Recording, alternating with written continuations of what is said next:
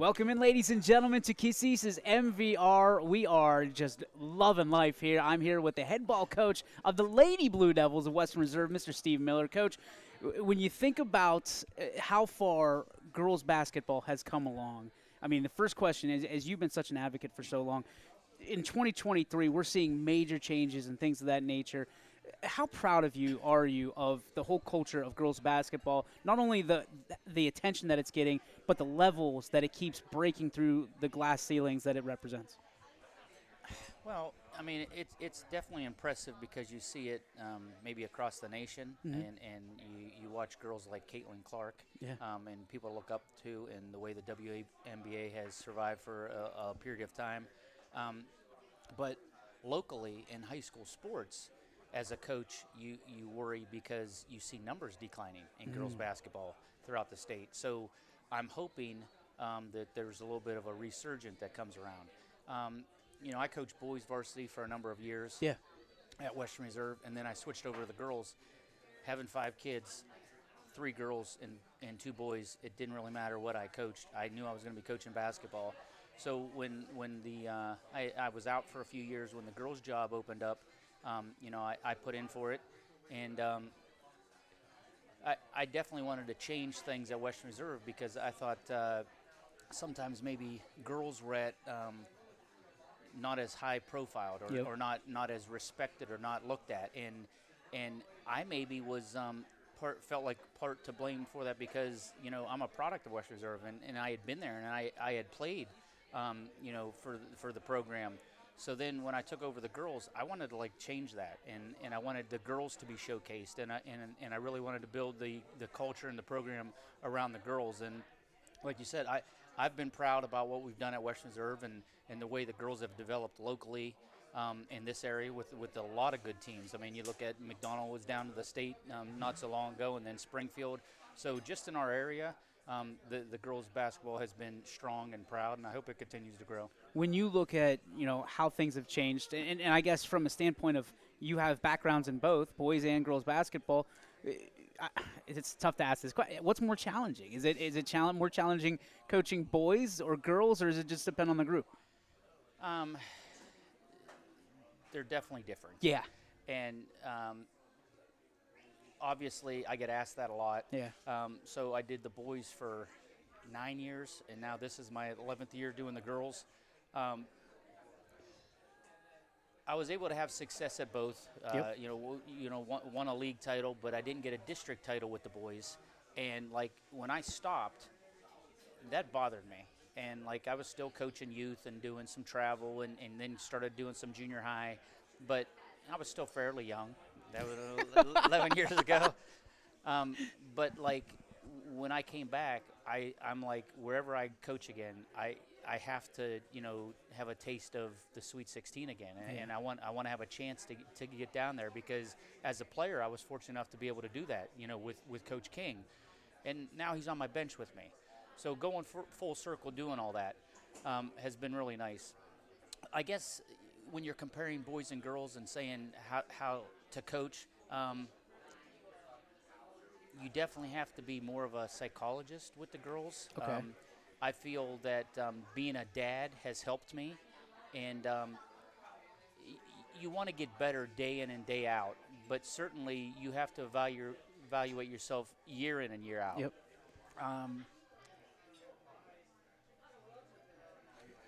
I think I'm a lot better coach now than when I started and when I did the boys. So a part of me would like to do the boys again. Yeah, just to see how it goes. But every time the job opens up and everyone's like, are you going to do the boys? I'm like, no, I got this program where I want it, Yeah. and it's going. And so I've had no desire to do the boys again because of where we are with the girls. A difference is that girls really listen to detail. Yep. And I'm a detail guy, so that's worked out for me. So I'm probably a better girls coach. And boys were willing to run through the wall for you, but so are girls. Yep. Girls are pleasers, and I think it's important that players have to like you. Yeah. And I know some people are old school and might say they're going to just do it my way, but I, I'm a coach that I've changed. I don't think my first go around I was like that. I was maybe too old school. And you try to look at what other coaches do that is successful and not successful, and you have to be your own person. You have to be your own coach. But the second go round, I've definitely thought more about kids' feelings and making them know we all have to be on the same page. And Yeah. it's kind of got to be my page, but it's not this way or the highway. Right. We gotta we gotta talk through things. So I think I talk to players better now this time than I did the first time. It's fair enough. We've got a group of girls willing to run through a wall for you. This year, you got 4 seniors who are leading the way for you. We're going to talk to a couple of them tonight. What makes this group stand out to you amongst the other groups that you've coached? I've been lucky. I mean, we've had a lot of success since I've been here, and I feel just about every year. I'm never completely satisfied that you're right. My girls have been willing to run through a wall. And this group of seniors, what makes them different is they've been athletic across the board in everything. They've been successful in multiple sports. So I tried to tell them, like, how do you separate yourself from other great classes? Because we've had a lot of great classes, boys and girls, and a lot of great basketball girls programs recently. This could be the first senior class that cuts down the nets 3 times in the districts. So, hey, I've had other girls that have been in the district 3 times. I've had girls that have won it twice. You guys now have already done that. Yeah. Let's make it a 3rd time. So they're trying to go where no girl has gone before at West Reserve. Starting out 1-3, not ideal for what how you want to open up a season, but it's not how you start, it's how you finish. So talk to me about what you're discovering about this group that you need to work on, the challenges they possess, but the potential they have. Well, you sound like myself talking to me after we lost again the other night. So I didn't sleep good Monday night. Sure. Now, I know the Springfield faithful is going to love hearing that. But Monday night was a bad night for me. I'm recovering now. I'm starting to look better. You look I good. haven't had that time Bags to shave. aren't but under your eyes. right. We're good. It's not where you're at in December. You're right. Yep. It's where you're at in February. But how do you get there? Yeah. And we're not just going to wish. We're not just going to hope. I don't know why I do this every year to myself. Like, again, you evaluate yourself too. Yeah. And I look in the mirror, Monday night, and I'm like, why do my teams always start bad? Mm-hmm. I got to be doing something wrong. Okay. So, like, I meet with the girls Tuesday, and like, hey, when we win as a team, we lose as a team. And we're not at our best right now. We're not at our best right now. And how are we gonna right the ship? What are we gonna do? And we're gonna stay the course. We need to make some changes. We need to make some adjustments, but we're not that far away. 1-3, I expected to be 0-2. Yeah. When I took them 2 big games down in Columbus, those were kind of scrimmages. Right. Even though they're games. I don't mind getting beat up early on in the year. Sure. And that's probably why we start off a little bit bad. I think you learn a lot about yourself in losses. But then there comes a point where you got to win to gain confidence. And to be completely honest, it was a toss-up Monday. It went either way, and it went down. And we didn't make the plays, and they made the plays. Yeah. So we lost. They beat us.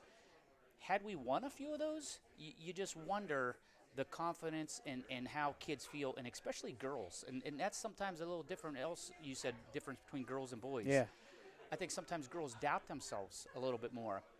So I kind of had to sit down with the girls and go softer on Tuesday and just say, you guys aren't that bad. We're 1-3. It looks bad. I don't want to be here. I thought we would start out better. Mm-hmm. I thought we were going to be better than that. But we're going to get there. Yeah. Just like you said. So I hope when I come and see you again, we've turned the corner. We made some key points today. We addressed things. We looked at them. What are we going to do? Now it's up to the girls. Yeah. If the girls stick to the script and we all stay on the same page, on my page, we're going to get there. And it starts tomorrow. We're playing Jackson. They're young, but they got 3 wins. Yeah. We got 1. And I said this. It didn't matter if it was Jackson. It didn't matter if it was Duke on Thursday. We're playing Western Reserve. Yep. We're playing against ourselves right now. We got to correct ourselves, and then we're going to be where we need to be at the end of January. Play against the lady in the glass, I guess, from that standpoint. So when you look at and think about this 23-24 team, every team has their quirks. Every team has something that they hang their hat on. When you look at this team where you sit right now, what do you want to hang your hat on? Is it defense? Is it offense? Is it the personality, the character? What is it about this team that you want to remember when you're cutting down the nets here in a couple months?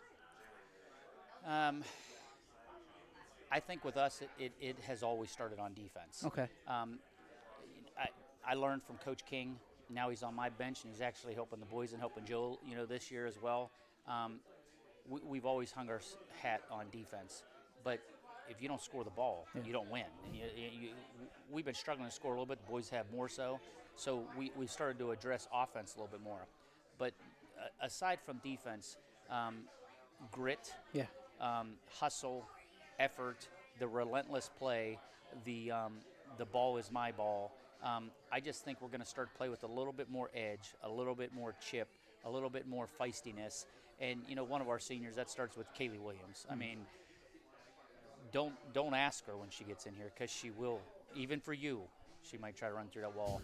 I got two extremely feisty little sophomores, and I got a couple other players that have skill and talent and strength. Izzy Morrow is big, and she's relentless. She's feisty. The Ice Queen. Yeah. I got another girl that we're starting to get some time. That's going to start getting some time here. Another junior, Amanda Hamilton. So I think I got a lot of girls that are willing to do the dirty work, and then sprinkled in with the skill that my other seniors bring. We need to put it together to be a team, because right now we've lost games because we haven't collectively put it together. We got too many people not being selfish, but playing their game, and we haven't figured out how to put it together. And that starts with me, and that's what I said. So when I'm looking at things, that's why maybe it takes me a little longer every year, because you lose seniors. Yeah. You get a new group coming in.